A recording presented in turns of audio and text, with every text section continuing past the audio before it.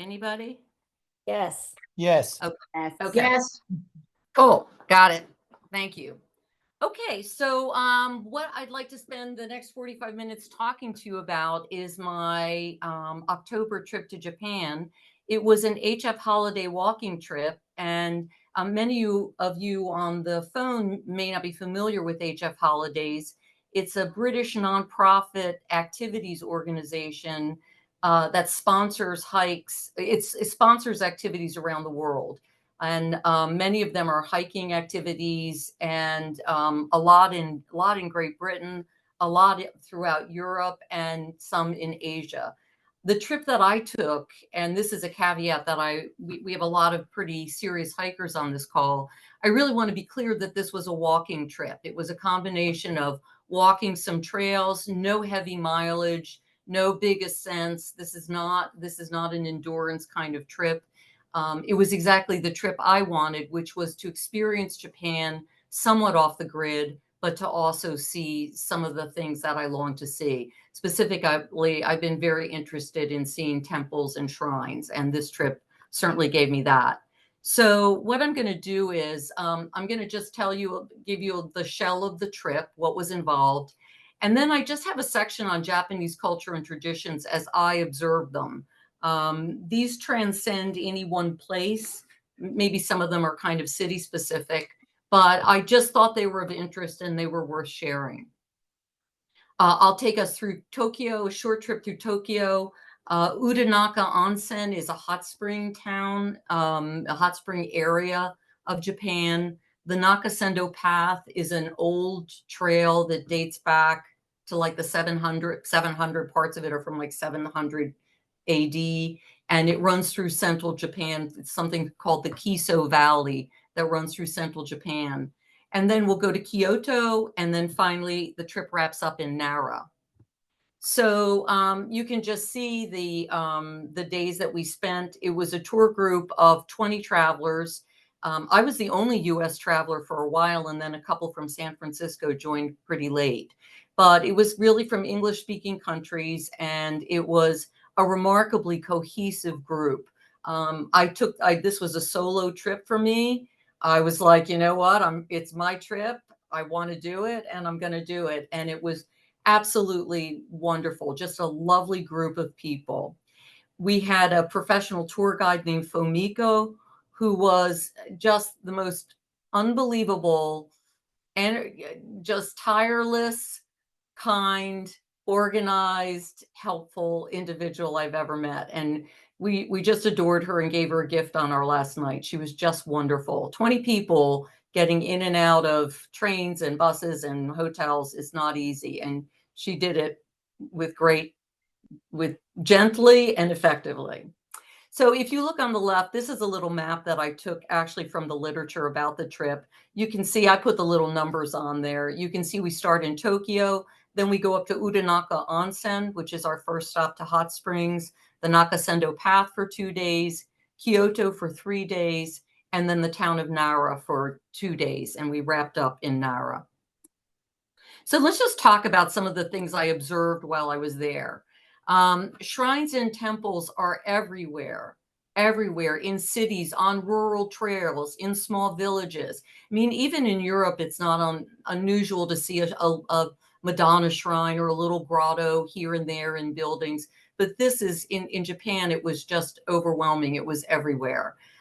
Shrines are Shinto and temples are Buddhist. And the Japanese often commingle religions. They can comfortably worship and pray to both Buddhist and Shinto deities. So it's just a comfortable coexistence. And on the left, what you're seeing is a Shinto shrine. And those particular deities protect travelers, but more than that, they're known to protect children.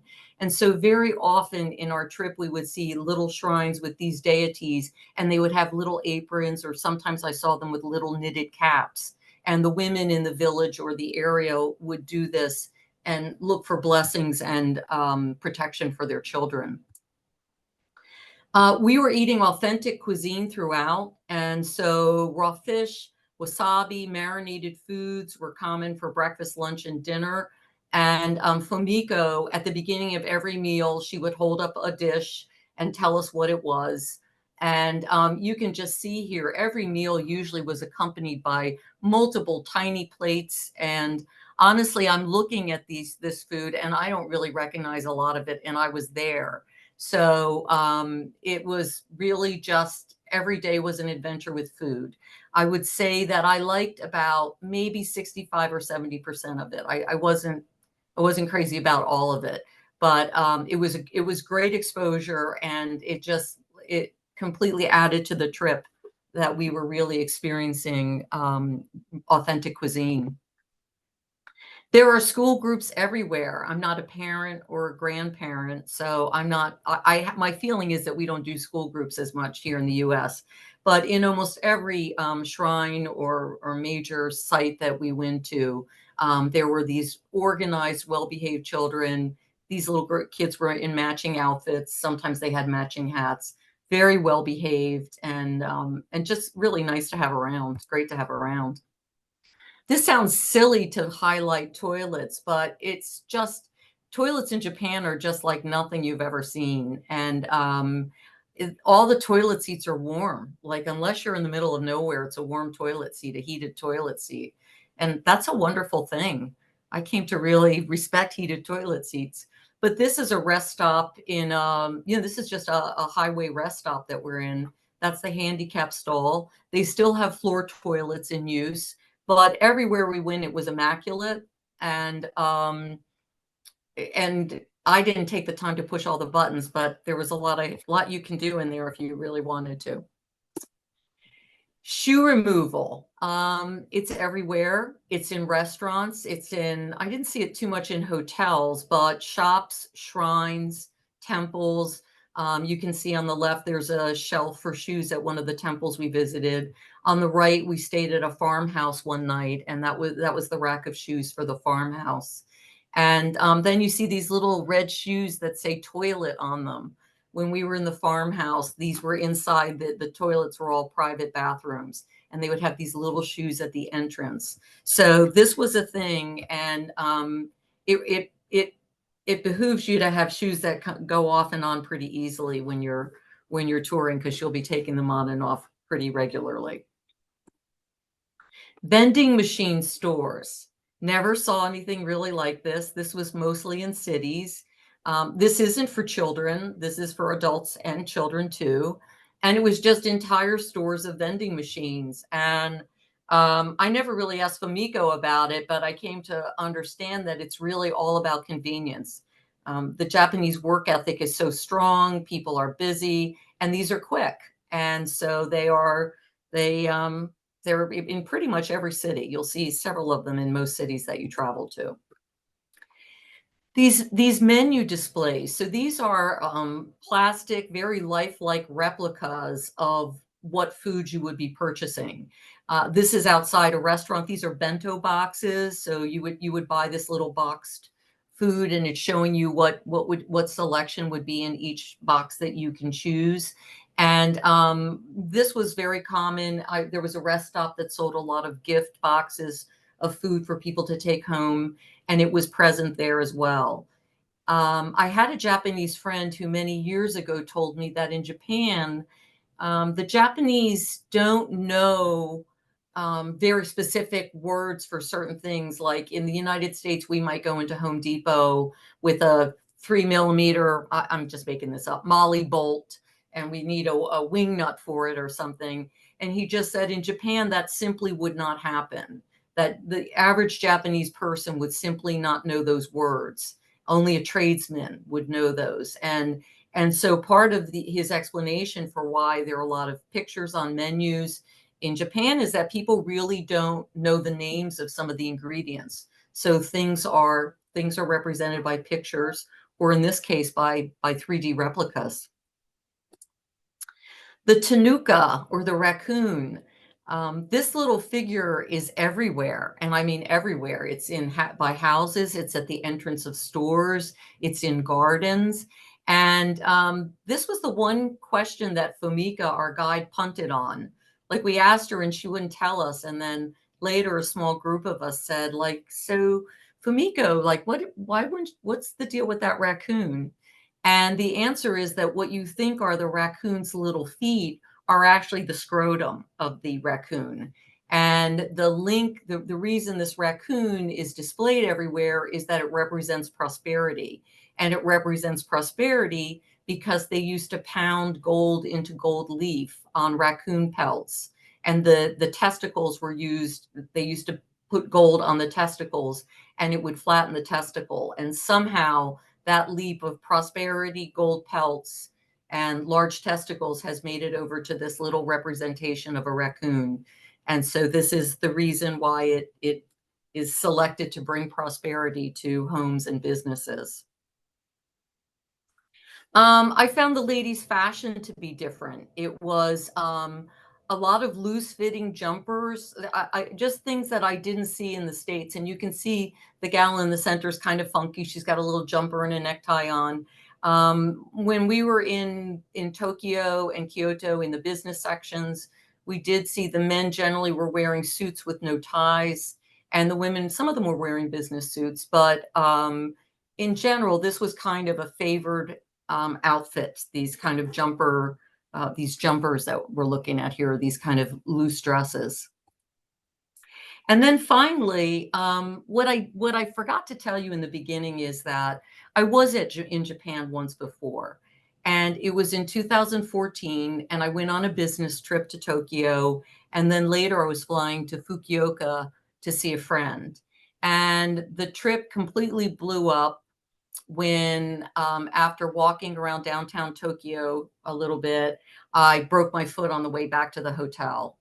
And that was pretty much the end of the trip. And I did get to do some touring around, but wearing crutches and a cast is just no way to see a foreign country. And it just wasn't the trip I wanted. And so this was sort of my redemption tour. This was my makeup trip, and it was everything I had hoped for and more. But one of the things that I really noticed was how much translation there were on the signs. When I was in Tokyo in 2014, I really didn't stray out of like a 10 or 12 block area because that's where the signs stopped being translated. And those were, of course, the most touristy areas. And when I went back, I kept noticing all the translations, and I kind of have them in that little bubble. Somebody said, oh, yeah, when the 2020 Olympics came, that was a game changer. So you can see we're looking at a train station, a railroad stop, a temple, a Buddhist temple. And this sign here was in the middle of a rural trail, and it was translated into English. So so that was really kind of a relief. It really helped us get around a lot better. It made us a little, we were very dependent on Fumiko, but it made us a little less dependent on Fumiko. Immaculate cities. Japan does not have a culture of litter. There are no trash cans on the streets. The only trash cans I saw were in train stations and airports. It's a carry in, carry out culture, and when you're there, you just start doing it because there's no place to put your trash. I made a note that on my last night, it was very windy. We were by the train station, and I saw a plastic bottle roll across the street. And when I say that in 10 days, that was it. That was really it. And that street that you're looking on the in the picture in Kyoto is absolutely representative. It's just a very, very clean country. So those are kind of just overview observations that I made throughout the time I was there. I'd like to just take you, we had 2 days in Tokyo, and it was really kind of one day because we flew into Tokyo, and that was day one. So the first stop they took us to was the Tokyo Tower, and this was modeled after the Eiffel Tower, and it was built in 1957. It was a symbolic of Japanese rebuilding after World War II, and as I noted, it was actually at least partially made from melted World War II tanks. And if you look at the picture, this is a picture that I took. You see that there's a bank of 2 windows, and that's the viewing deck. And you have a 365-degree view of Tokyo from the viewing deck. I don't remember how many stories up we were on that viewing deck. It is on a hill. You can look at the sky, and that's like no touch-ups from me. We really enjoyed outstanding weather in October. It had been very dry, and we got one day of rain while we were there. So it was just beautiful. It was pretty much short sleeve weather all the time we were there. We did spend more time than I wanted in the, I didn't even put it in here, the Rodeo Drive section of Tokyo. There's a Rodeo Drive high-end section for more senior people, and then there's one funkier for younger people. And they made it a point of showing us that. And it was kind of lost on this group. I mean, it was an outdoors group, and we really weren't interested in it, but that was a part of the trip. And I did give feedback that maybe this wasn't the right group. But the other thing we did in Tokyo was we went to the Meiji Shrine. And this is built in 1920, and it is designed to commemorate the emperor and empress who really modernized Japan. And ultimately, it was after this, this was the last emperor of Japan. Japan became a democracy after Emperor Meiji. And most of the shrines you're going to see over and over again when I show you different buildings that they have been destroyed and rebuilt, either by this was really World War II, but many of the other ones were just feuds and fires and whatever. But a lot of things have been rebuilt, and they're rebuilt really kind of back to the specification. So you don't have any sense that you are seeing something that isn't the genuine or the authentic original building. But this shrine is in a 170-acre forest in the middle of Japan. It's just, there's a train station, and you walk past the train station, and you're in a forest. And Fumiko taught us how to say a prayer at the altar. And so what you're looking at is the gate into the shrine, and then the inner shrine is back there. And it was a combination of washing your hands and then approaching the altar and clapping and offering your prayer and then clapping in a certain order. And so, you know, we respectfully did that based on Fumiko's advice. Outside the shrine, they were selling these wooden prayer plaques, and you can purchase these plaques, and they display them on a rack. I think there were way more than what we saw displayed. But if you look at the left, I just have kind of a blow up, and the plaque on the left is German. The one on the right is written in English. I wish for health, happiness in my family, happiness, careers, and wealth, healthy kids score straight A's, and then the name of all the kids. And then the one on the right is in Japanese. So it was really a very international center for prayer. And I had never seen anything like this, so I thought it was interesting. So after we left Tokyo, we went northwest to an area called Urananka Onsen. And onsen is the word for hot springs in Japanese. And so when we went up there, we were our prime reason for going there was to see the snow monkeys of Nagano. And there's a protected habitat for the snow monkeys, and there are about 150 macaw, Japanese macaws, that live in these mountain valleys. And there, as I said, this is the area for hot springs. And some years ago, a resident created a hot spring area just for the monkeys.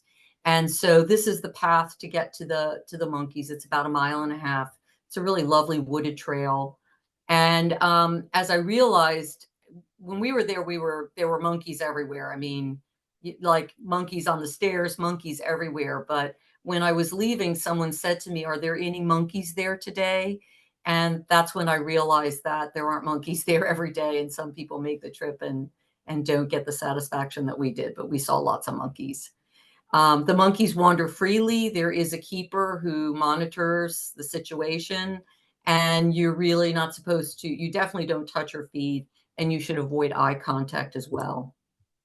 So these are the snow monkeys, and here's one of them just kind of basking in the hot spring. And then on the right, you see these juvenile monkeys, and they still stay pretty close to mom.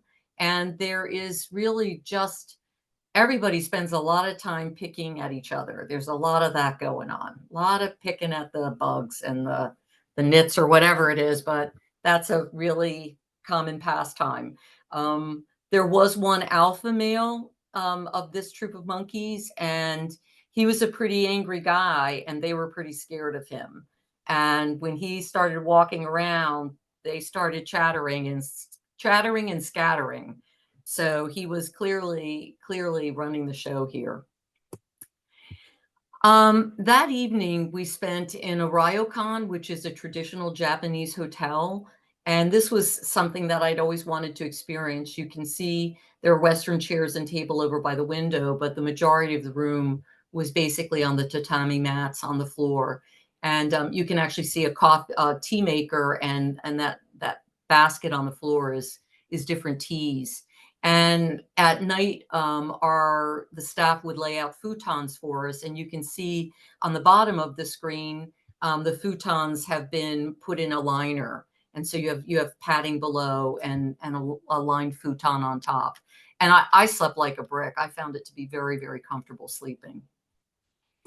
And that particular hotel, they had a hot spring downstairs in the basement. There was a separate one for men and women. And I decided that I wanted to pay extra and go up to the roof and do their hot spring tub up on the roof. And I did this because I had a great hot spring experience when I was in Banff, Canada, a couple years ago. And I'm like, yeah, bring on the hot springs. There was a nice lady who showed me the hot spring and showed me this giant thermostat that was in Celsius. And I nodded and said, great. And it turned out it was 104.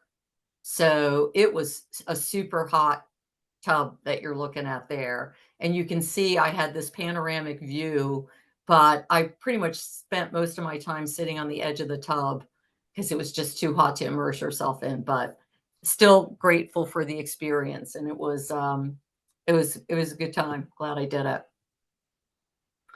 So after we spent a night in the hot springs area, we went on to the Nakasendo Path. And the Nakasendo Path, this is just a map that I've pulled off the web. The Nakasendo Path means Central Mountain Road or Inner Mountain Path. And it was a 331-mile road that was established in the 1600s. But as I mentioned, some of it dates back to the 7th century. And where you see the little pink dots on the map are what they call post towns. And these were old villages that had a post office, and they were punctuated throughout the trail to be convenient for travelers to rest. So as you walk the trail, you are going through little villages, and sometimes a couple of them were kind of New Hope-y, touristy places, but still very interesting. We walked on this trail for 2 days, and we did like 11 miles or something, maximum of 1,200 feet of ascent. The trail is long, but a lot of it is not particularly scenic. And in fact, when we were driving in, there was a sidewalk along a main road, which I think was the trail. So it's not all scenic, but it is 331 miles long. So on the first day, these are just a couple of scenes from the trail, and they sort of typify the trail. We went through bamboo groves, and we were on paved roads sometimes, and stone roads. So the terrain varied, the trails, the paths that varied, but this, I believe, was a forest of wood that is particularly resilient and is used to build some of the really notable shrines, because the trees grow very big and the wood is of a very strong type. And if you look at the sign in the middle, this is that translated sign I mentioned to you. It said, "Black cattle was used to carry a load in a rapid slope. It is a rest in peace pagoda of the black cattle.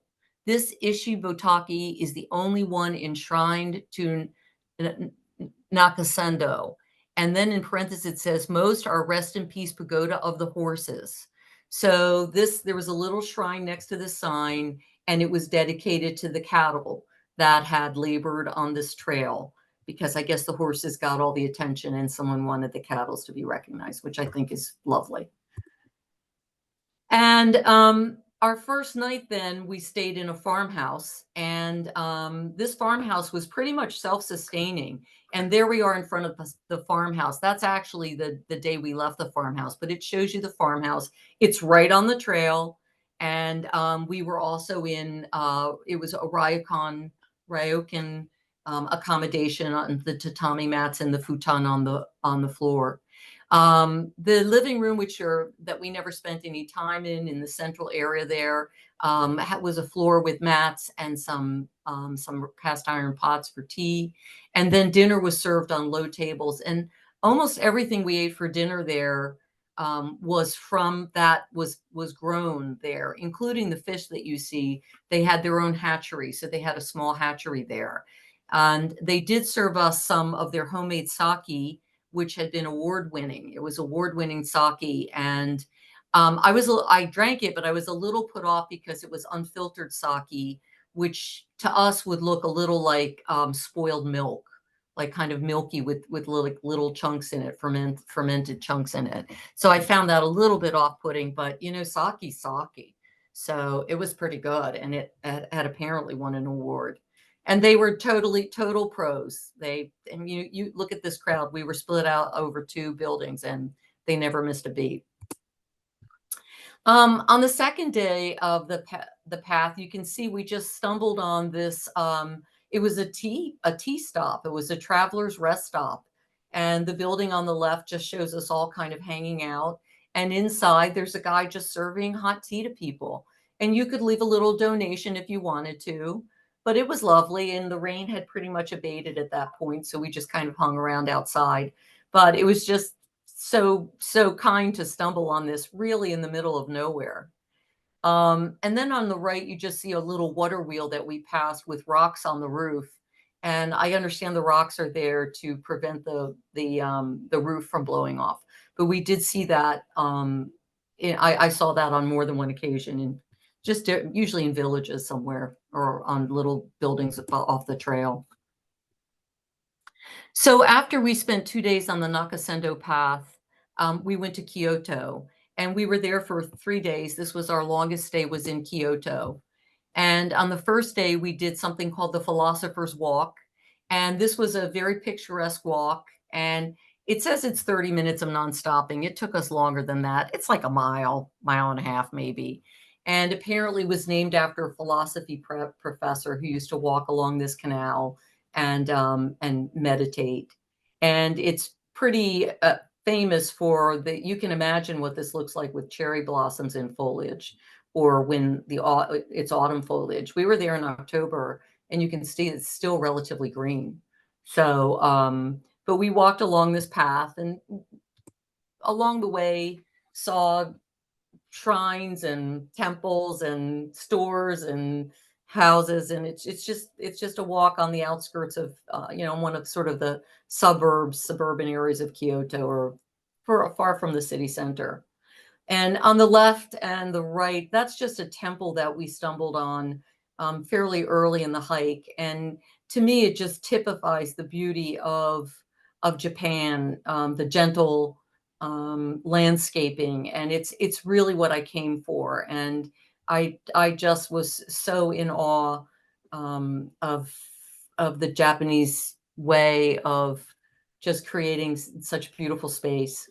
And then in the middle, you see yet another shrine just along the trail, all the little deities with aprons on. It was constant. It was all over. Our second day was probably the most touristy day that we did. We saw a palace and three temples in one day. And it was it was a lot, but I wouldn't have missed any one of them. If I had to miss something, I would have missed the Imperial Palace, but the other 3 were just must-sees. And the lantern that you're seeing on the right is they originated to light the way for the spirits, for the dead. But they're now mainstreamed into gardens, and you see them everywhere, just everywhere. So our first stop was at the Myoshinji Temple Complex, and that is a map of the complex. It's actually a compound with 47 temples, and it is the head. It is the head temple of a specific branch of Buddhism. So there are many different Buddhist sects of Buddhism, and this is the leader of one of them. And this was formerly a palace and donated to create a temple in 1342. So, the things that we're seeing are going back hundreds and hundreds of years. And like many of the other sites that we saw, sections have been destroyed and rebuilt over the years. Our guide was this lovely gentleman. He spoke no English. Fumiko asked all the questions and translated whatever he said. And he told us that he had been a businessman and that he had married the daughter of a monk and gradually become drawn to monastic life and finally left the business world and was a monk in training. And he pointed out, if you look behind him and behind Fumiko and our guide in both those pictures, you'll see that there are only evergreens. He pointed out that we only have evergreens in this complex because the changing of the seasons is sort of disruptive, and the goal of the Buddhist monk is to attain an uncluttered meditative state, and the changing of the seasons sort of interrupts that.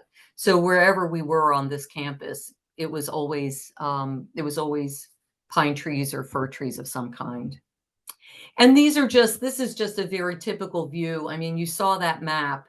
Just imagine building after building after building like this. It was just overwhelming. And we actually only went in like 4 buildings, maybe 5 buildings. This type of architecture, the Chinese came to Japan in around 200 AD and profoundly influenced the country. This architecture speaks back to China, as well as Buddhism was brought by the Chinese. So there's a tremendous Chinese influence in the architecture and the religion that you're seeing in Japan.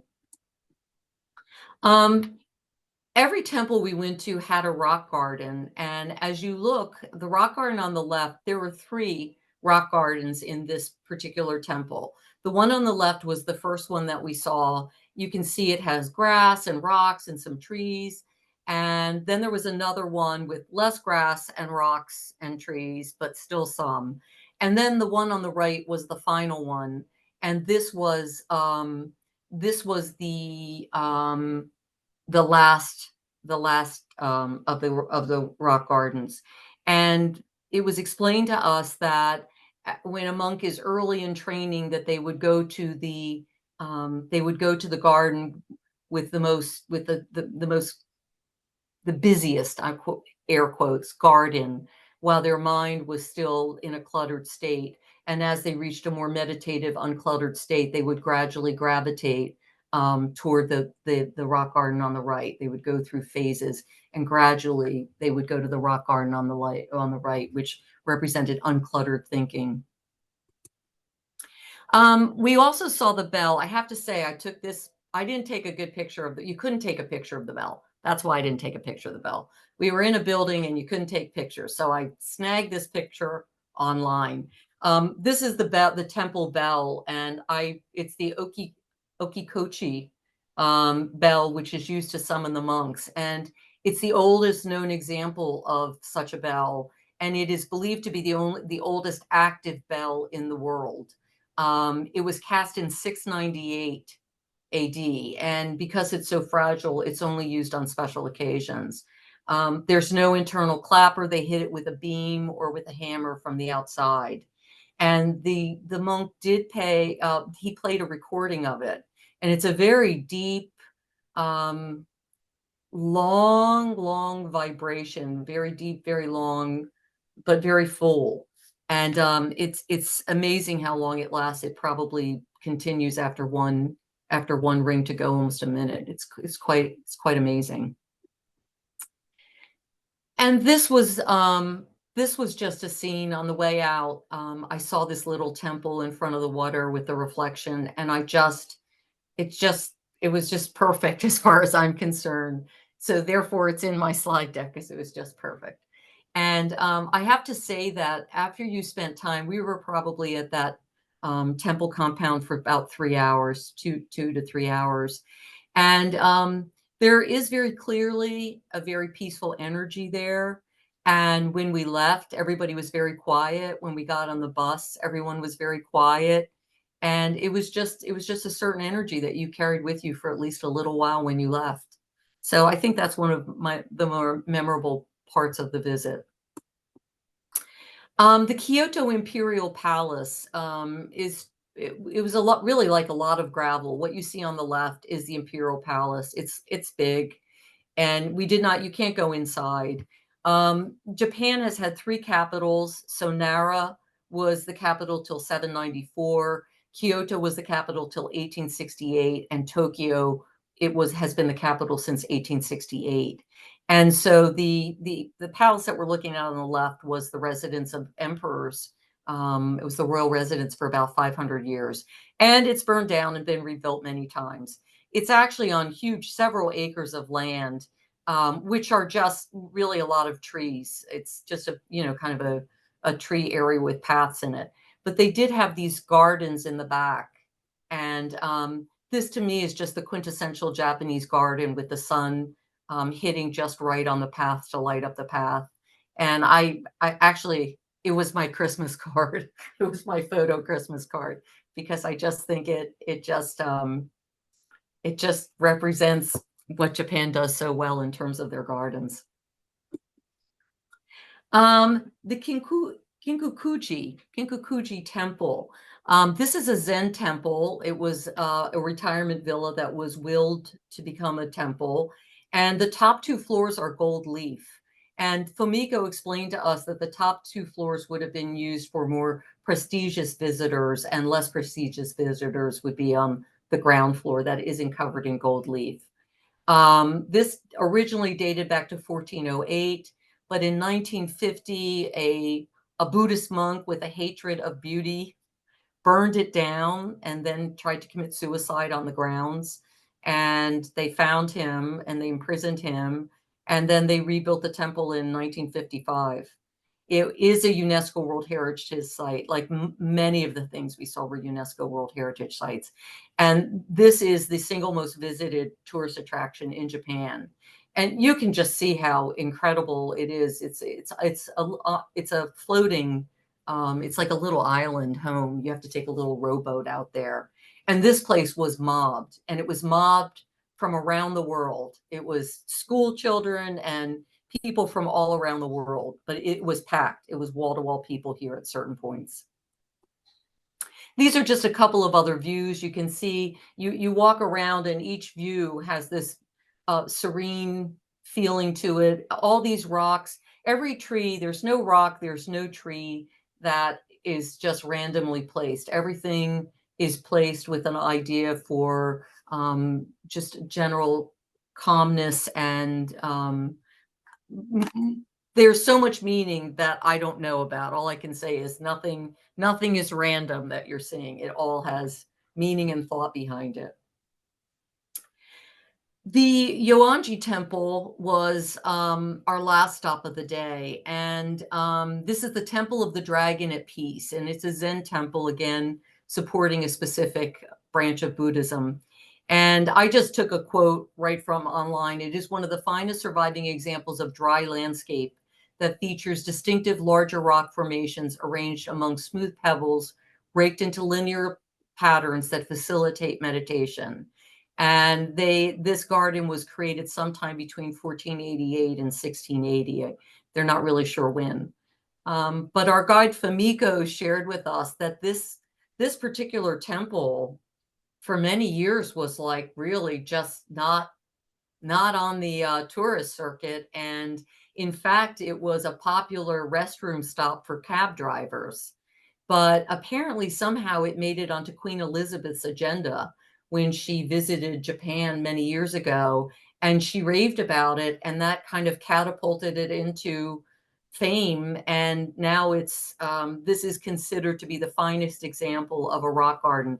And the raking, again, those linear patterns are all designed to facilitate meditation. You'll see the raked gravel in many places, even places where people are going to walk over it, and yet it's raked again. It's always associated with a temple, and again, always going after that meditative state. This temple had an extensive garden, which was in October, was pretty but not remarkable.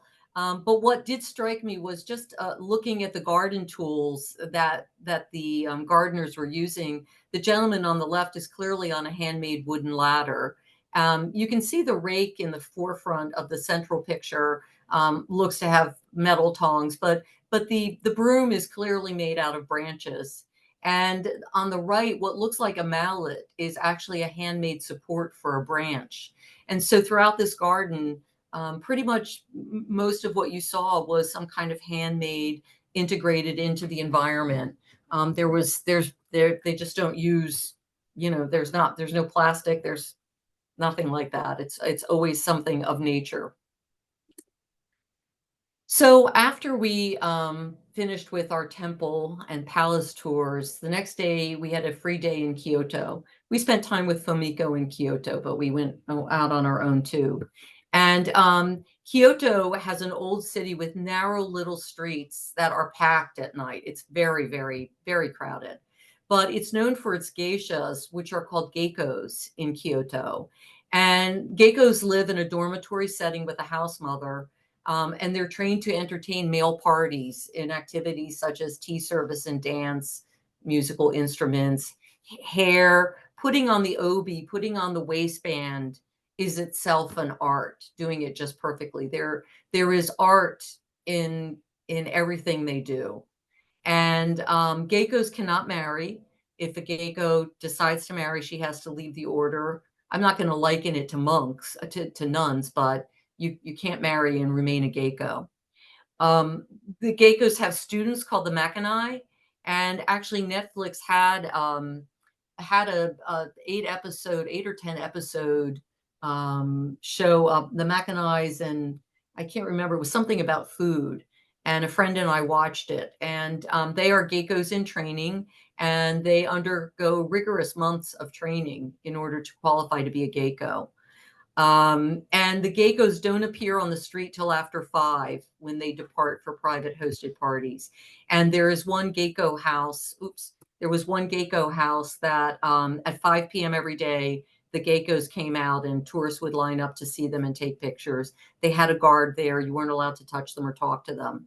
I kind of wanted to see that, but I just didn't happen to be in town. I did not take this picture either. That's the other picture I did not take because I didn't see any geckos while I was there. But I did see on the blackboard on the left, or the green board on the left, is actually a gecko class schedule. And it says what the class is, who the teacher is, what day it's offered, and what time. So there are these ongoing classes for the geckos. And then on the right, there's a plaque. This particular plaque denotes a gecko party house. So these are private parties for men, private parties in party houses. Apparently, during COVID, a lot of the houses closed down and didn't reopen. They're not nearly the number of houses that there were. But these special plaques connote party houses. There was there was one woman in our party who was convinced that geckos were prostitutes, and prostitution is illegal in Japan. And our Fumiko said, no, this is just entertainment. So not sure, but it certainly is not, it is not legal. Prostitution is not legal in Japan anywhere. And then here are just some scenes from Kyoto. If you look at the guy on the left, he's got these kind of unusual thongs on. They're like about 4 inches with like a 1-inch base. And honestly, that is the only time Fumiko couldn't answer a question truly. We're like, Fumiko, what's that? And she's just like, no idea. He looked kind of like he was in an order of some kind, and he could motor on those things. He went fast. You can see some morning exercise in the park. That was actually when we were on the Philosopher's Trail. And then there's a river that runs through Kyoto. This just really reminded me a little of the Seine. Lots of young kids gather there, musicians gather there. At night, it's pretty active. It's right at this point, it's right next to all these restaurants are on the left that you can't see. So it's pretty active. And Kyoto's a lively city, very lively city. I won't spend much time on this, but my British friend and I walked around on our day off, and lo and behold, the Kyoto Museum of Art featured an exhibit about cats.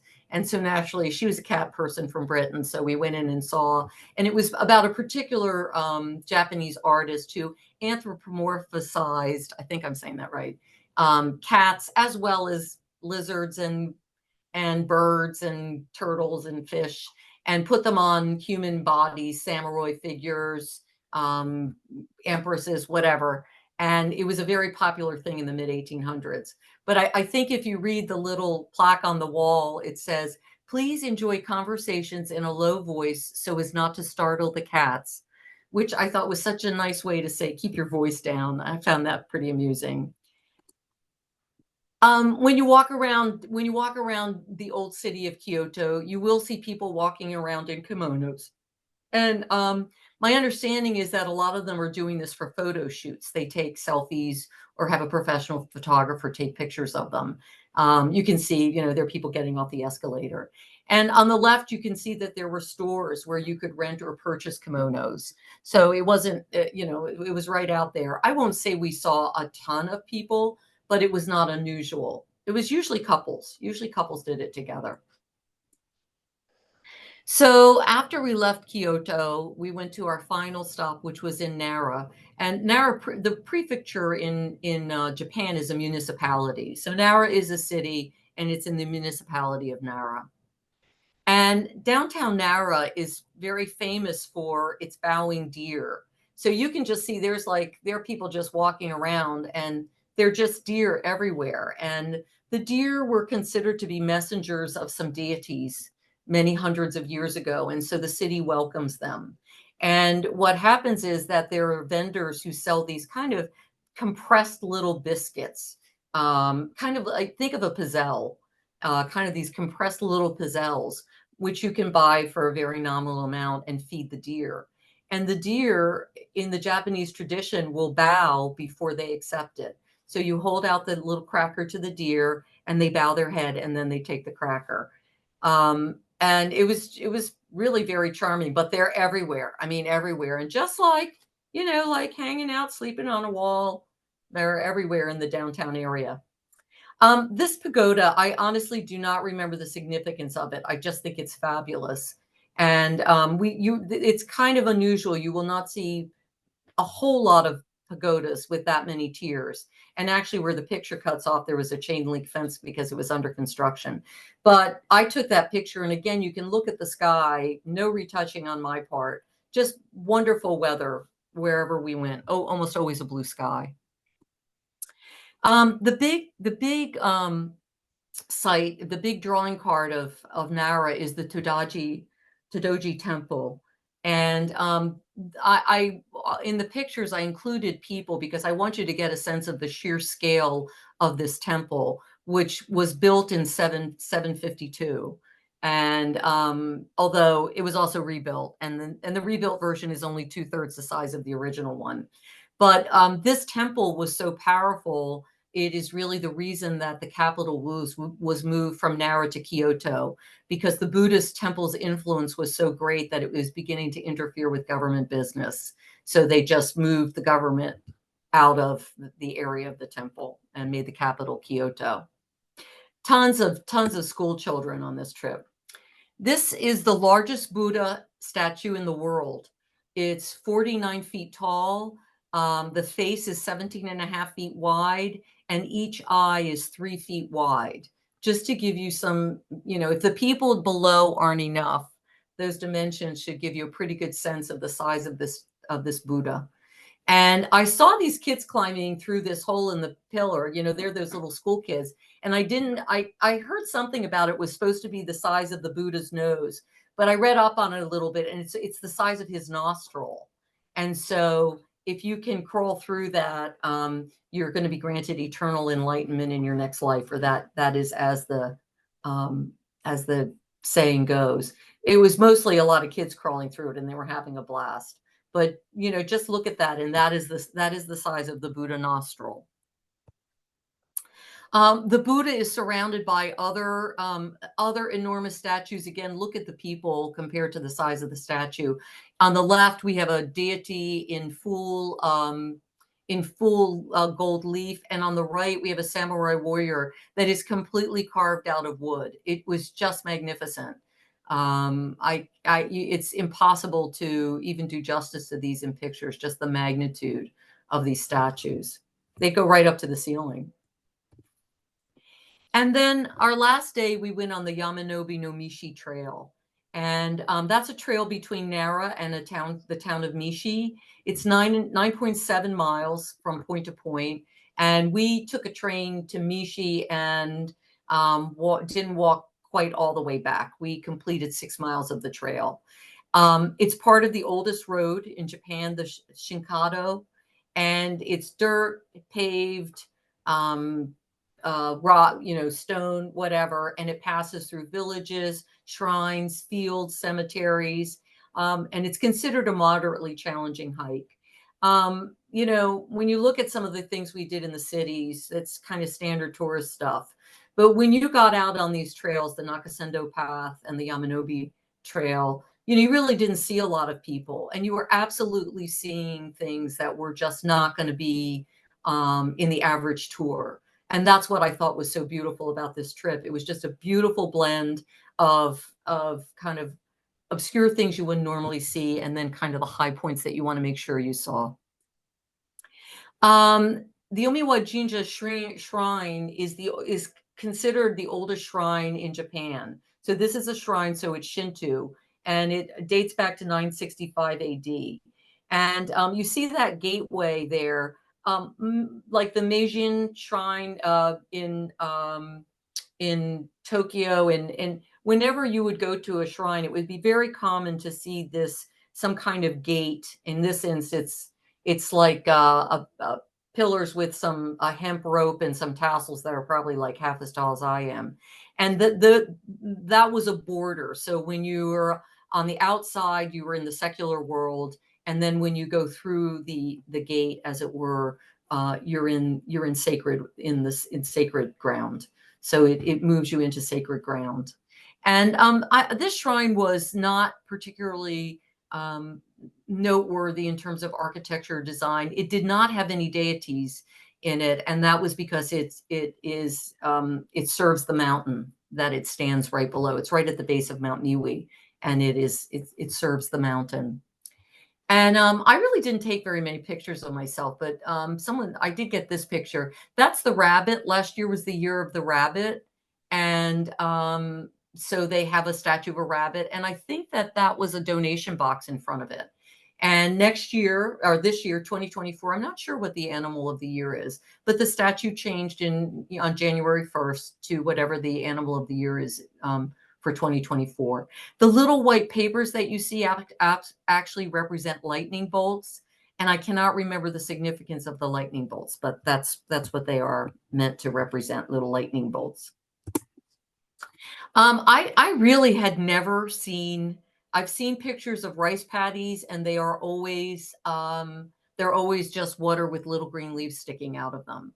So this was pretty interesting. Our trail took us through rice fields or paddies, which were in varying degrees of harvest. And I came to understand that really the super wet, that soaked view that we see so often in pictures is really just at the start of the season. And eventually the water level goes down, and it is soaking in very moist ground, but it's not sitting underwater all the time. And there in the center, you see rice. I mean, I'm not sure I ever saw rice on the plant. It really looks a lot like wheat. And obviously this is a huge this is a huge crop in Japan. There is pretty much no meal that doesn't involve rice in Japan. And then you see the farmer on the right who is burning his field. So you see a field on the left that hasn't been harvested, and on the right, someone's harvested it.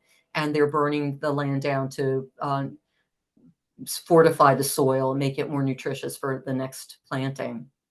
And just in the bottom right-hand corner, like, like we just rounded a bend and there's like a rest stop for travelers. So we just kind of hung out and and I think Fumiko gave us a persimmon when we were there. I think she bought a bag of persimmons and we all tested a persimmon while we were there. Here are just some scenes from the trail. I can't tell you how in the middle of nowhere these things were.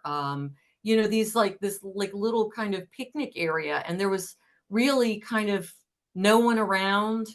On this trail, if we saw in 6 miles, if we saw 10 people, it was a lot. I mean, 15 people, I don't know. It's just, and yet these places exist and people can stop and just meditate or have a little meal. The guy on the right, I didn't see him anywhere else. This was just on the border of a cemetery that we'd gone through, but I found him kind of intriguing. I don't know about him, but I liked him, so he's in my slide deck. And there were a lot of persimmon orchards. We went through a lot of persimmon orchards, and Japan is kind of facing some challenges, and that is that the 25% of the Japanese population is over 65, and the birth rate in Japan is extremely low. I read that in 2022, which would have been the last year on record, only 514,000 couples married. There were only 514,000 weddings. And it's a known problem that because of the strong work ethic, it's very hard for young people to meet each other. So the government is trying to do things to mitigate that, but it's a known problem. And we have these persimmons, like you see these orchards that we passed. The fruit was ripe, and nobody was picking them. And what was also amazing is, again, the picture on the left selling some vegetables that was a little village, but the little kitchen on the right and the little stand that's kind of part shrine. No, I guess it's not really a shrine. That was just very like in the middle of nowhere. You could just stop and pick up a few persimmon if you wanted to. This was our last luncheon. We all had a bento box at a tea house on the trail. Like, again, the trail continued, but there was a large tea house, kind of rural tea house, and we had bento boxes. And those are some of the people in my group. Far left is the gal raising the beer is my British buddy. The gal next to her is an Australian woman. Then there's me, and gal on the right was British, and her husband's the fellow on the left. Really nice people. And there was a cat sighting. For all the cats, you see freaking cats everywhere, statues, fabric, cats. And I only saw like 4. And and I've got an eagle eye for them, and I didn't see very many. So this guy made it into the slide deck too. So this was really kind of a bittersweet lunch because we all really got along, and it was our last lunch together. So we really enjoyed it. So that was my trip from Tokyo to Uranaka Onsen, along the Nakasendo Path for 2 days, then on to Kyoto for the Philosopher's Trail and all the temples and shrines, and then finally to Nara, where we spent some time at the I can't remember the name, Tojiji Buddhist shrine, Buddhist temple, and then went on the Yamanobe Trail. So I flew out from Newark on October 10th, I believe. And the trip officially started on the 11th in Tokyo. And here's something. I have flown many international flights, many of them into Newark. And I never saw the Statue of Liberty before. But when I was flying in, there it was. That's just a photograph from my seat in the plane. But I thought it was kind of an interesting welcome home. So that's it. Thank you for joining me on that trip. I hope you enjoyed it because I just loved it. So I'm going to stop sharing. Okay. Lisa, thank you very much. This Okay. was very good. Please go on another trip, get a program together, and we'll have you again. Cool. Um, So Phil, Lenny? do we want to let people unmute if they have a question for Lisa at this point? Yes, I think we should do that. I have a question. Sure.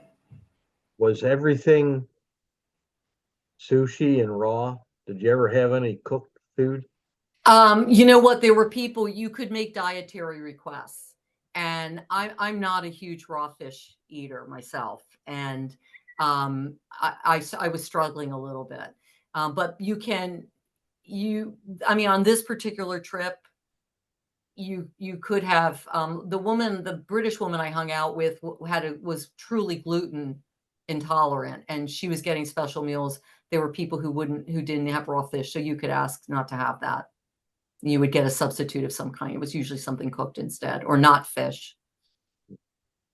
Rick, really, that slide made a big impact on you, huh? You won't see me eating that next couple days, that's for sure. Okay. Okay.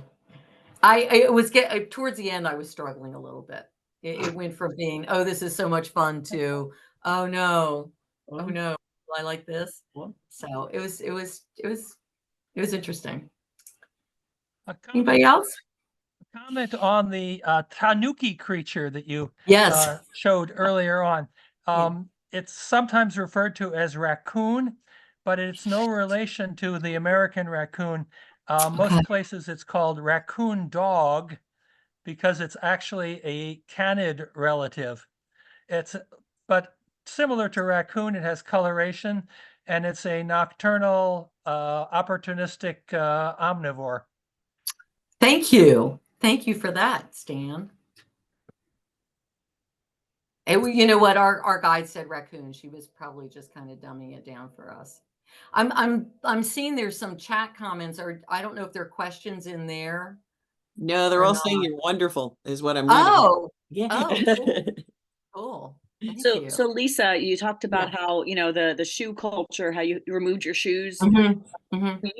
Were you did your tour company prepare you for that ahead of time so you knew? Not really. No, Oh, not that's really. unfortunate.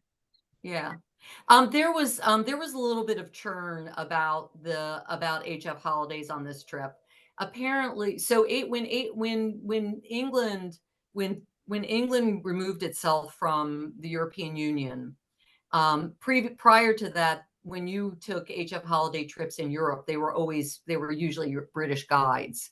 But once they were removed from the European Union, they had to have local guides. And I was on a trip with Lois in April to Portugal, and I believe that was the last trip I understood that British guides were there. So, but people on this trip, British people on this trip had been told there would be a British assistant guide, as it were. And as a result, this woman was working through a third party. She'd been hired. So HF Holiday hired a Tokyo tour company, and they hired our guide. And one thing that HF Holiday always does is take they take a medical history and the names of your emergency contacts. And she never asked for those because no one knew about them. And some people were really upset about that too. So there was a lot of pushback about, and no one was blaming Fumiko, but there was some feeling by some people that HF Holiday hadn't quite kept up their side of the bargain. I did not feel that way. The thing that I felt that I thought 20 people was too much for one guide, simply because you can't read the language and you can't understand it. And that makes people extremely dependent on their guide for everything. And 20 people was, when we'd have a free day, there'd be like a line in the lobby waiting to talk to Fumiko about what we wanted to do. But no, that, you get used to it pretty quick, Paula, Yeah, but Take your shoes off twice. Yeah, I could see that, but I also could see maybe if you didn't have the right shoes. I mean, I tend to pack real light when I go. So I may not have had the right shoes, or I may have wanted to bring extra socks if I knew I was going to be barefoot or whatever.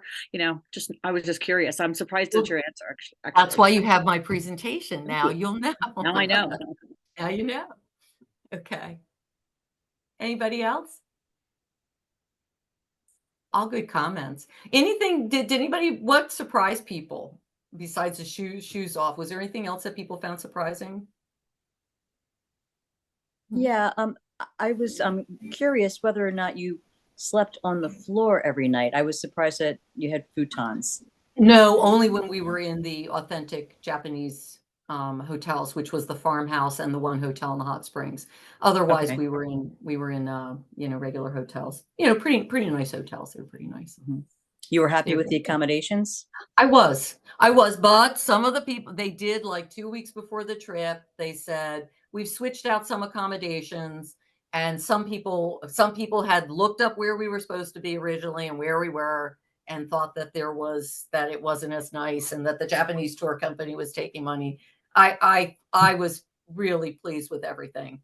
Honestly, the thing that bothered me the most was going to the Rodeo Drive of Tokyo. Like, nobody was interested in that at all. And there's a lot of interesting stuff to see in Tokyo besides standing outside the Ralph Lauren store and looking in the window, you know. But I was very pleased. It was kind of my dream trip, and it really lived up to my expectation. Thank you. Lisa, I'm interested because my kind of fantasy maybe or understanding is that the Japanese people are really avid hikers and Mhm. walkers. Did you come across any groups of hikers or walkers when you were there? Well, remember, we're doing it midweek, and we're Mhm. in remote areas midweek, and the rainy day we encountered some. I think that they were doing like it was like 100-mile walk, and I felt so sorry for you know, they had numbers on, and it had been torrential rain all night. And they hadn't stopped. They've been walking all night. I felt bad for them. That's really the only thing. But when we were on the Nakasendo Trail, both days we had a local guide join us, and they were clearly geared up, very knowledgeable. So I just think that we were there in the middle of the week, and it wasn't Right. prime hiking time Right. Thank you. for sure. Anybody else? Huh? Well, ladies and gentlemen, come back on the third Wednesday. It will be February 23rd, let me read my stuff right. February 21st, and we will go to Bryce Canyon. Oh, that's great. Thank you. Yes, it is. Quick question, Lisa. Are you planning to go Yeah. back to Japan? I would really like to see Mount Fuji. Mhm. It wasn't part of that itinerary. But it's an expensive trip. But I Yeah. did not spend much money there. I've been on the HF holiday trips with Lois. This is the first time I've ever been what I would consider to be a tour, and I really resisted them. But this really went down pretty easy. And I took out like $1,000 in Japanese money. There are not ATMs everywhere in Japan. They're in post offices, and I was told that in advance. So I actually went to AAA and got cash, and I got like $1,000 worth of yen, which is something like 159,000 yen or something like that. And I came back with like $500. I really didn't spend very much. But yes, I would consider going back. I'd like to see different parts of Japan. There was an optional add-on to see Hiroshima at the end, and I think 7 people from the trip did that. It was just a little bit south. It was a day and a half in Hiroshima. I just didn't opt for that. Would have been heavy. Yeah. Yeah, they said it was I was in touch with the British gal for a while, and she said it was good. I think it's you know, I think it is heavy, but I think it's also presented and as well as it can be. So going, cooking for the Mackinac house. Thank you for Mackinac house. Thank you, Gail. That was it. Sorry. Okay.